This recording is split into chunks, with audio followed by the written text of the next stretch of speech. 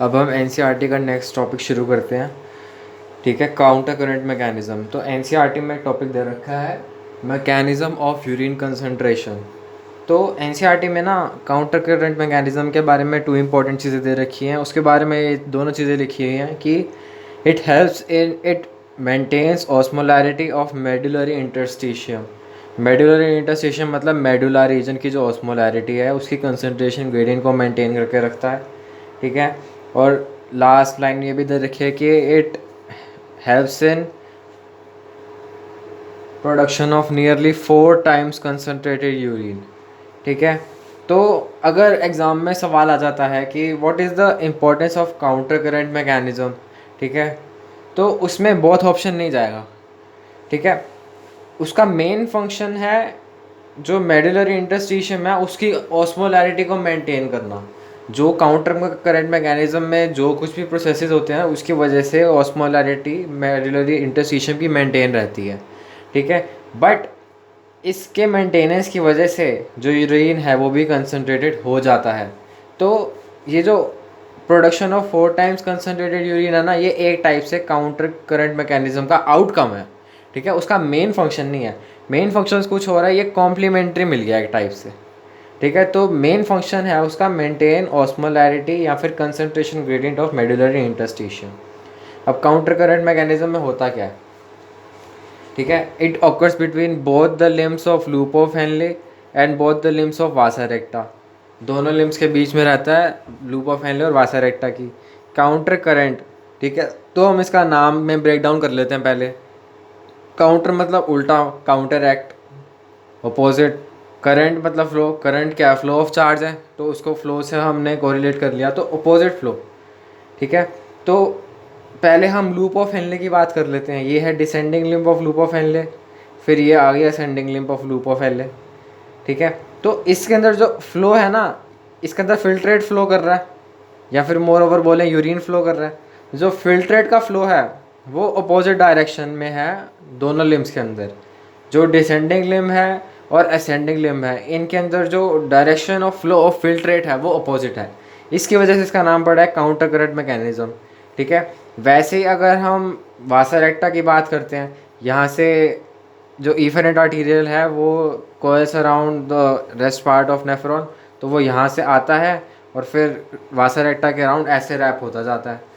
तो जो वासा रेक्टा की डायरेक्शन है ना वो हमारा लूप ऑफ हेनले की डायरेक्शन की अपोजिट डायरेक्शन में है। ठीक है, और इसकी जो डिसेंडिंग लिम्ब है उसमें ब्लड का फ्लो और असेंडिंग लिम्ब में जो ब्लड का फ्लो है वो अपोजिट डायरेक्शन में होता है। अब हमें ना एनसीईआरटी ने क्लियरली लिख के दे रखा है कि लूप ऑफ हेनले दोनों लिम्स के अंदर, लूप ऑफ हेनले की दोनों लिम्स के अंदर direction of flow of filtrate opposite direction में है। ठीक है, और जो हमारी वासा रेक्टा है उसकी दोनों लिम्स के अंदर भी direction of flow opposite direction में, direction of flow of blood opposite direction में। इस वजह से हमने काउंटर करंट मैकेनिज्म नाम दिया है। अब ये नहीं समझना कि जो direction of flow loop of Henley के अंदर है उसकी अपोजिट डायरेक्शन में वासा रेक्टा में ब्लड फ्लो कर रहा है, इसकी वजह से काउंटर करंट मैकेनिज्म नाम नहीं पड़ा। बल्कि इंडिविजुअली जो सेम स्ट्रक्चर की जो लिम्स हैं उनके अंदर डायरेक्शन ऑफ फ्लो उल्टा है। ठीक है, दो अलग अलग स्ट्रक्चर को हमने आंसर में नहीं लेना। जैसे लूप ऑफ हेनले की 2 लिम्स हैं तो उनके अंदर डायरेक्शन ऑफ फ्लो अलग डायरेक्शन में है। ठीक है, और जो वासा रेक्टा की जो हमारी 2 लिम्स हैं उनके अंदर ब्लड की फ्लो की डायरेक्शन ऑपोजिट है। इस वजह से काउंटर करंट मैकेनिज्म नाम पड़ा है। बट हमें ये बिल्कुल नहीं समझना कि जो direction of flow of filtrate in loop of Henle है वो अपोजिट है to the direction of flow of blood in vasa recta. इस वजह से काउंटर करंट मैकेनिज्म नाम पड़ा है, ये बिल्कुल नहीं सोचना है। ठीक है, अब आगे बढ़ते हैं। इंपॉर्टेंस क्या है? It maintains the osmolarity of medullary interstitium, जिसकी वजह से 4 टाइम्स कंसनट्रेटेड यूरिन बन जाता है। तो ये एक टाइप से उसका कॉम्प्लीमेंट्री है, कॉम्प्लीमेंट्री रिजल्ट। मेन काम तो इसका यही है। ठीक है, साथ में कॉम्प्लीमेंट्री हमारे को प्राइज मिल जाता है। अब जो descending limb of loop of Henle है, ठीक है, जब हम नीचे आते हैं तो कंसंट्रेशन बढ़ती है। ये हम प्रीवियस वीडियो में डिस्कस कर चुके हैं कि जैसे कोई बार कोई सा भी प्रेसिपिटेशन रिएक्शन है तो नीचे जाने पर टेस्ट ट्यूब में प्रेसिपिटेट पड़ा होता है तो नीचे वाले रीजन की कंसनट्रेशन बढ़ती है, तो इसको उससे कोरिलेट करना है। तो जो कंसनट्रेशन की रेंज है वो है 300 से लेके 1200 तक, 1100 से 1200, 300 से लेके 1200, और उसकी यूनिट क्या है 300 टू 1200 मिली ऑस्मोल पर लीटर। ठीक है, हमें यूनिट पे ध्यान रखना है कि यूनिट क्या दे रखी है 300 टू 1200 मिली पर मोल एम्फेसाइज करना है। अगर वो यूनिट पूछ लेता है, रेंज ऑफ कंसनट्रेशन ग्रेडियंट पूछ लेता है तो उसमें मिली हम पे ध्यान रखना है, मिली ऑस्मोल पर लीटर, ये होगी हमारी यूनिट। ठीक है, अब हम वापस आ जाते हैं। जैसे जैसे नीचे जा रहे हैं वैसे वैसे कंसनट्रेशन बढ़नी चाहिए। तो NaCl बाहर आना चाहिए या वाटर बाहर आना चाहिए? NaCl बाहर आना चाहिए, तभी तो डिसेंडिंग जो हमारा डिसेंडिंग नहीं, जो लूप ऑफ हेनले है उसके लोअर वाले रीजन के अंदर कंसनट्रेशन ज़्यादा होगी। तो नीचे वाला जो रीजन है ना वो हाइपरटोनिक सॉल्यूशन बनाता है। ठीक है, और जो ऊपर वाला सॉल्यूशन है, अभी देखो यहाँ से जो फिल्ट्रेट आ रहा था PCT के अंदर, उसके अंदर तो वाटर भी था और NaCl भी था, बट जो डिसेंडिंग लूप ऑफ हेनले है उसमें वाटर बाहर निकल गया तो नीचे हाइपरटोनिक सॉल्यूशन बच गया। ठीक है, अब ऊपर जाते टाइम NaCl बाहर निकल जाएगा तो ऊपर जो हमारे पास सॉल्यूशन आएगा वो हाइपोटोनिक सॉल्यूशन आएगा। ठीक है, और यहाँ पर आइसोटोनिक सॉल्यूशन आएगा। बट हमें इतना डेप्थ में नहीं जाना है, हमें बस इतना ध्यान रखना है कि ये जो टर्म्स लिखी हुई ना ये रिलेटिव टर्म्स हैं, कि अगर हमने इस नीचे वाले सॉल्यूशन को हाइपरटोनिक सॉल्यूशन बोला है तो वो जो ऊपर वाला सॉल्यूशन था उसके रिस्पेक्ट में बोला है। ऊपर वाले को आइसोटोनिक माना इसीलिए नीचे हाइपरटोनिक था। ठीक है, अगर हम ज़्यादा डेप्थ में जाएं तो जैसे नीचे आने पर पानी निकला तो कंसनट्रेटेड हो गया, और ऊपर आने पर NaCl निकल गया, तो वापस उसकी जो कंसनट्रेशन थी जो यहाँ पर थी वो यहाँ पर होनी चाहिए। तो इस वाले रीजन को भी आइसोटोनिक सॉल्यूशन बोलना चाहिए, बट हमने हाइपरटोनिक सॉल्यूशन बोला है, वो हमने इसके रिलेटिव रेफरेंस में बोला है। ठीक है, यहाँ पे सब रिलेटिव कॉन्टेक्स्ट चल रहा है कि यहाँ पर अगर आइसोटोनिक था तो उसके रेफरेंस में, उसके कंपैरिजन में यहाँ पे हाइपरटोनिक है। अब इसके कंपैरिजन में यहाँ पर जो सोल्यूशन होगा वो हाइपरटोनिक रहेगा। ठीक है, तो NCERT में ऐसा कुछ रेफरेंस दे रखा, बस हमने मान के चला है। तो नीचे जाने पर कंसनट्रेशन बढ़ती है, ऊपर आने पर कंसनट्रेशन कम होती है, और उसकी रेंज है 300 से 1200 मिली ऑस्मोल पर लीटर। ठीक है, अब यहाँ पर जो बाहर आया पानी ये चला जाएगा हमारा असेंडिंग लूप ऑफ वासारेक्टा के अंदर। पर कैसे जा रहा है, बीच में क्या है हमारा, बीच में जो खाली स्पेस दिख रहा है ये मेडुला ही है, मेडुलरी इंटरस्टिशियम है ये। ठीक है, ये सारा मेडुलरी इंटरस्टिशियम है। तो जब पानी निकलेगा या NaCl निकलेगा तो वो एंड में तो ठीक है कि वासारेक्टा के अंदर जा रहा है, पर किससे होके जा रहा है, मेडुलरी इंटरस्टिशियम से होके जा रहा है ना। तो अब ध्यान देते हैं, यहाँ से वाटर निकल गया, चलो ठीक है निकल गया, आगे आया NaCl निकल गया। अब NaCl इसके अंदर गया तो इसमें direction of flow of blood तो इस डायरेक्शन में यहाँ पर आ जाएगा। जो असेंडिंग लूप ऑफ हमारे पास वासारेक्टा है वो मेडुला में रिलीज करेगा NaCl। ठीक है, जिसकी वजह से जो मेडुलरी इंटरस्टिशियम है उसमें कंसनट्रेशन बढ़ जाएगी। तो कंसनट्रेशन बैलेंस बनाने के लिए वाटर यहाँ से रिलीज़ हो जाएगा। ठीक है, और यहाँ की बात करें, यहाँ NaCl बाहर क्यों निकला? ठीक है, तो जो डिसेंडिंग लूप ऑफ हेनले है ये वाटर बाहर रिलीज़ कर देगा, जिसकी वजह से अंदर कंसनट्रेशन ज़्यादा होगी तो NaCl बाहर निकल जाएगा। ठीक है, तो जो हमारा NaCl है ना यही रिस्पॉन्सिबल है इसकी जो कंसनट्रेशन है उसे मेंटेन करने के लिए। ये सब कुछ आने वाला एग्ज़ाम के अंदर ये सब कहानियाँ दे रखी हैं, पर ये समझने के लिए इसका कि कैसे कैसे होता है सारे प्रोसेसेस, नेचुरल प्रोसेसेस कैसे होते हैं, तो उसे समझने के लिए कुछ एक स्टेटमेंट दे रखी है NCERT के अंदर, उन स्टेटमेंट्स को समझने के लिए हमें ये सब समझना पड़ रहा है। ठीक है, तो इनके बीच में ना बैलेंस बना रहता है। तो जितना भी यहाँ पे डिफ्यूजन हो रहा है ये पैसिव ट्रांसपोर्ट है, इसमें कुछ एनर्जी का कंजम्पशन नहीं हो रहा। ठीक है, अब ये कलेक्टिंग डक्ट है, यहाँ से यूरिन आ गया कलेक्टिंग डक्ट से, यहाँ से अब कलेक्टिंग डक्ट से ना वाटर भी बाहर आ जाता है। ठीक है, ताकि जो यूरिन है ना वो और ज़्यादा कंसनट्रेटेड हो जाए। अब ये यूरिन बाहर कैसे आ रहा है ये समझना भी बहुत ज़रूरी है। अब ना हमने प्रीवियस वीडियोस के अंदर देखा था कि जो यूरिया है हमारे पास, यूरिया का भी रीएब्जॉर्प्शन होता है। अगर 30 our body can not excrete more than 30 gram of urea per day. अगर एक दिन के अंदर 30 ग्राम से ज़्यादा यूरिया एक्सक्रीट होने लगता है तो हमारी बॉडी क्या करती है, उसे रीअब्जॉर्ब करने लग जाती है। और रीअब्जॉर्ब कहाँ से करेगी, वो कलेक्टिंग डक्ट से ही करेगी। ठीक है, क्योंकि पीछे जितनी भी डक्ट्स थी उसके अंदर कहीं पर यूरिया का जो रीअब्जॉर्प्शन था वो नहीं हो रहा था। ठीक है, तो जो कलेक्टिंग डक्ट है वो यूरिया को रीअब्जॉर्ब करेगी टू मेंटेन द ऑस्मोलैरिटी। ठीक है, वही आ गया ना, maintain osmolarity of medullary interstitium. ठीक है, जिसकी वजह से ये जो मूवमेंट हो रहा है NaCl का मूवमेंट बाहर होना, वाटर का मूवमेंट अंदर होना, ठीक है, तो उसकी जो ऑस्मोलैरिटी है मेडुलरी इंटरस्टिशियम की वो मेंटेन रहे। ठीक है, ताकि जो हमारा काउंटर करंट मैकेनिज्म है वो एफिशिएंटली वर्क कर सके और हमारा यूरिन और ज़्यादा कंसनट्रेटेड बन सके। ठीक है, if more than 30 gram urea tries to escape then urea is reabsorbed. ठीक है, तो NCERT में लाइन दे रखी है कि जो यूरिया है it enters the ascending loop of Henle which is transported back to medullary interstitium by collecting duct. तो यूरिया यहाँ से बाहर आया। ठीक है, तो ये यहाँ पर अंदर चला जाएगा लूप ऑफ हेनले के। ठीक है, यूरिया पहले तो इधर आएगा मेडुलरी इंटरस्टिशियम में। ठीक है, फिर यहाँ से जाएगा इसके अंदर असेंडिंग लूप ऑफ हेनले के अंदर, फिर यहाँ से वापस जाएगा कलेक्टिंग डक्ट के अंदर, फिर वापस यहाँ से निकल जाएगा। क्योंकि अब देखो ये जो इफेरेंट आर्टीरियोल से आ रही है ना वासा रेक्टा बन के, तो ये तो जो हमारी किडनियों से बाहर ही जाएगी। अगर इसके अंदर डाल दिया तो ये तो ब्लड को वापस जो ले जाएगा ना बॉडी के अंदर, तो रीनल वेन में टर्मिनेट करेगा ये तो ये यूरिया को भी वापस ले जाएगा, तो यूरिया फिल्ट्रेट ही नहीं होगा। तो यूरिया जो है वो कलेक्टिंग डक्ट से बाहर निकलता है, यहाँ से वो जाता है लूप ऑफ हेनले के अंदर, असेंडिंग लूप ऑफ हेनले के अंदर, फिर यहाँ से वापस आता है और मेडुलरी इंटरस्टिशियम में वापस आ जाता है थ्रू कलेक्टिंग डक्ट। ठीक है, और ये क्यों होता है, ताकि जो मेडुला की जो हमारी मेडुलरी इंटर और जो ये जब ये ट्रांसपोर्ट हो रहा होता है, ठीक है, अब ये स्टैटिक तो है नहीं, डायनामिक है, तो जब ट्रांसपोर्ट के टाइम मेडुलरी इंटरस्टिशियम की जो कंसंट्रेशन है वो मेंटेन रहे। ठीक है, तो इसीलिए यहाँ पर लिखा हुआ है कि urea enters ascending loop of Henle which is transported back to medullary interstitium through collecting tubule।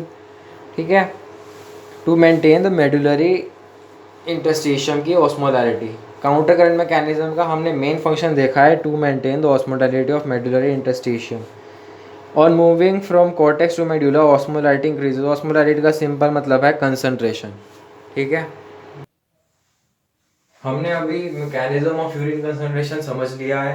अब देख लेते हैं एनसीईआरटी ने इसे किस तरह से प्रेजेंट किया है। तो एनसीईआरटी में जितने भी पॉइंटर्स है उसे मैंने यहाँ पे लिख दिया है, एक एक करके देख लेते हैं। काउंटर करंट मैकेनिज्म, ठीक है, काउंटर करंट मतलब opposite flow occurs between both the limbs of loop of Henle and both the limbs of Vasa recta। ठीक है, लूप ऑफ हेनले के फ्लो की डायरेक्शन ऐसे रहती है और वासा रेक्टा के फ्लो की डायरेक्शन ऐसे रहती है। ठीक है, the flow of filtrate in the two limbs of loop of Henley is in opposite direction. ठीक है, जो लूप ऑफ हेनले है उसके अंदर क्या फ्लो कर रहा है, फिल्ट्रेट फ्लो कर रहा है, जो कि जब कलेक्टिंग डक्ट से एक्सक्रीट हो जाएगा तो वो यूरिन हो जाएगा। तो जो फिल्ट्रेट है वो एक्चुअल मायने में यूरिन ही है। ठीक है, तो जो यूरिन के अंदर होता है वो उसके अंदर मेजर अमाउंट ऑफ वाटर ही रहता है। क्यों? क्योंकि जो फिल्ट्रेट है उसके अंदर ब्लड कॉर्पसेल्स नहीं होते। ब्लड कॉर्पसेल्स हटा दिए तो सिर्फ प्लाज्मा बचा। अब प्लाज्मा में से भी जो प्रोटीन पार्ट है वो हटा दो तो बचा क्या? वाटर बचा 90 to 92% और थोड़ा बहुत ऑर्गेनिक पार्ट बचा, वो भी वो रीअब्सॉर्ब कर लेता है। तो बचा क्या? यूरिया बचा और सिर्फ वाटर बचा। ठीक है, flow of blood in two limbs of vasa recta is also in a counter current pattern। counter current pattern मतलब opposite direction में उसका flow है। the osmolarity increases towards medullary interstitium, that is from 300 milliosmol per liter in cortex to about 1200 milliosmol per liter in the inner medulla। ठीक है, यहाँ पर मिली word पे highlight किया गया है। ठीक है, मैं कर रहा हूँ हाईलाइट क्योंकि मिली वर्ड हमें इसकी जो यूनिट है कंसंट्रेशन की वो याद रखनी है। ऑल्दो हमें अगर 300 to 1200 याद मान लो याद रह भी गया, पर यूनिट गलत याद रह गई और ऑप्शन में यूनिट में ही पंगा पड़ गया। ठीक है, ऑप्शन उसने कुछ ऐसा करे कि यूनिट में ही प्रॉब्लम आ रही है। तो हाँ सर गलत हो जाएगा, तो हमें यूनिट पे ज़्यादा एम्फेसाइज करना है। ठीक है, this gradient is mainly cause by NaCl and urea. ये लाइन बहुत ज़्यादा इंपॉर्टेंट है। जो काउंटर करंट मैकेनिज्म चल रहा है, ठीक है, उसमें जो ग्रेडियंट है, जो कंसंट्रेशन ग्रेडियंट है, मेडुलरी इंटरस्टिशियम की जो ऑस्मोलैरिटी है, वो मेंटेन कौन कर रहा है?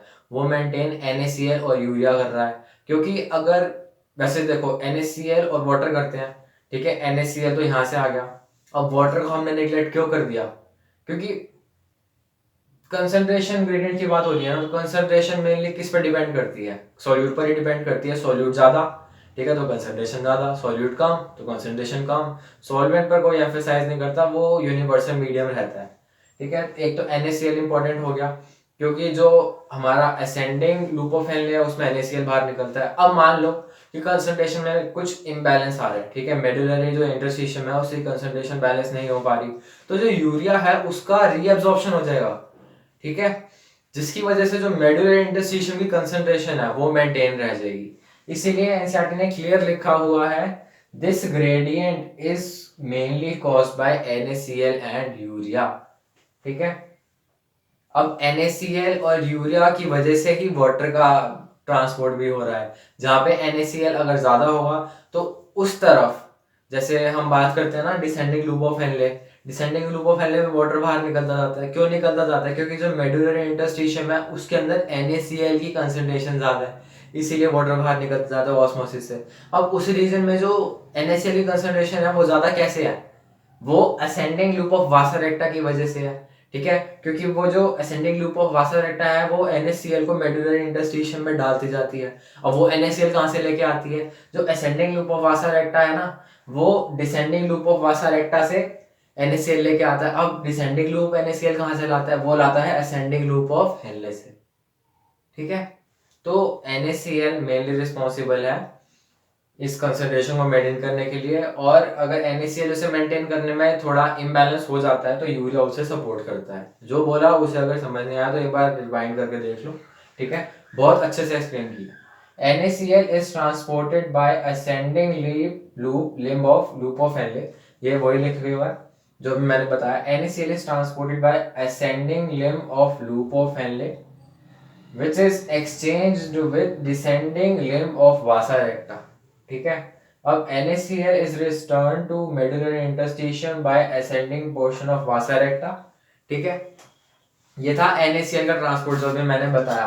अब अगर इसमें इम्बैलेंस होने के चांसेस होते हैं तो यूरिया का फंक्शन यहाँ पे आता है। यूरिया का काम, यूरिया में क्या होता है? यूरिया के रीअब्जॉर्प्शन में कलेक्टिंग डक्ट से यूरिया अंदर आने लग जाता है मेडुलरी इंटरस्टिशियम में, वहां से वो असेंडिंग लूप ऑफ हेनले में वापस चला जाता है, वहां से वो DCT में जाएगा, फिर कलेक्टिंग डक्ट में वापस आ जाएगा।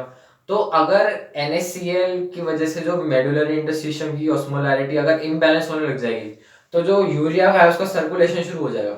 अब यूरिया मान लो उसका सर्कुलेशन हो रहा है तो उससे हमारे एक्सक्रीशन में तो कोई फर्क नहीं पड़ेगा, बट जब उसका ट्रांसपोर्ट हो रहा होगा उस टाइम पर, उस मीन वाइल में, ठीक है, हमारा काउंटर करंट मैकेनिज्म बैलेंस बना लेगा। ठीक है, और यूरिया के अक्यूमुलेशन भी नहीं होगा क्योंकि वापस चला जाएगा कलेक्टिंग डक्ट के अंदर through ascending loop of Henley.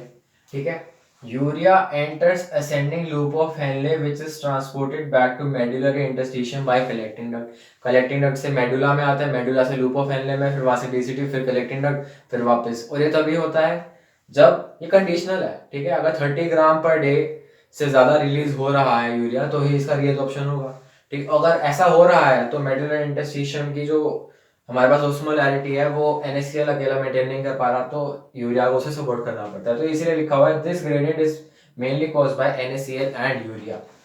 Counter current mechanism helps to maintain concentration gradient in the medullary interstitium.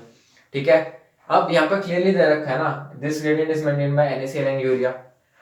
तो इस ग्रेडियंट की वजह से, इन सॉल्यूट्स की वजह से जो वाटर है ना उसका ट्रांसपोर्ट भी होने लग जाता है।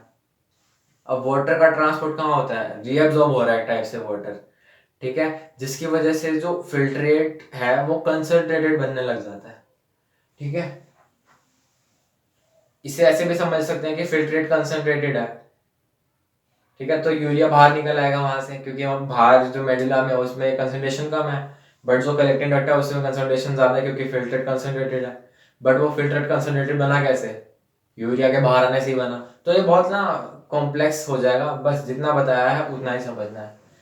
Presence of such interstitial gradients helps in easy passage of water from collecting tubules, thereby concentrating the filtrate।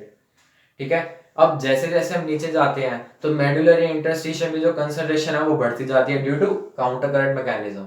ठीक है, काउंटर करंट मैकेनिज्म का मेन काम है to maintain the concentration of medullary interstitium 300 से 1200 मिलीओस्मोल पर लीटर, उसे मेंटेन करना है। अब जब कलेक्टिंग डक्ट से हमारा यूरिन बाहर जा रहा है तो जैसे जैसे नीचे आते जा रहे हैं वैसे वैसे कंसंट्रेशन मेडुला में बढ़ती जा रही है, तो क्या होता है, पानी का बाहर मूवमेंट होने लग जाता है, जिसकी वजह से जो हमारा यूरिन है वो कंसंट्रेटेड प्रोड्यूस होने लग जाता है। मैंने भी बताया था जो काउंटर करंट मैकेनिज्म है उसका मेन काम है to maintain the medullary interstitium की ऑस्मोलैरिटी।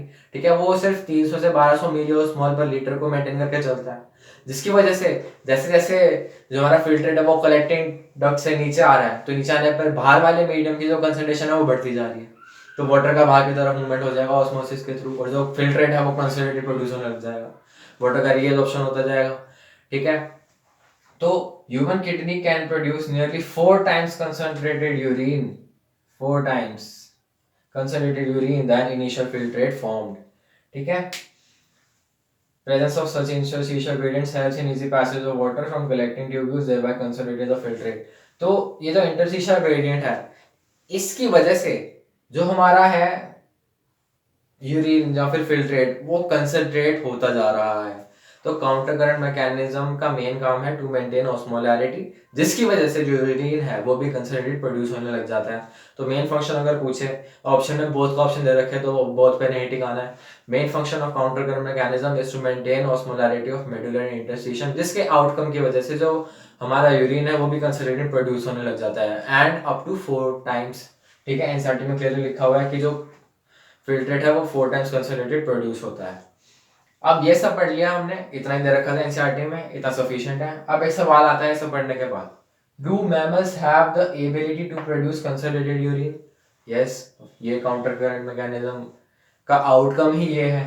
काउंटर करंट मैकेनिज्म के आउटकम की वजह से, आउटकम में क्या होता है, कंसंट्रेटेड यूरिन प्रोड्यूस होने लग जाता है। ऑल द फंक्शन तो मेडुलरी इंटरस्टिशियम की जो ऑस्मोलैरिटी थी वो मेंटेन करना था, बट कंसंट्रेटेड जो यूरिन है वो भी प्रोड्यूस हो रहा है। तो yes, mammals have the ability to produce concentrated urine।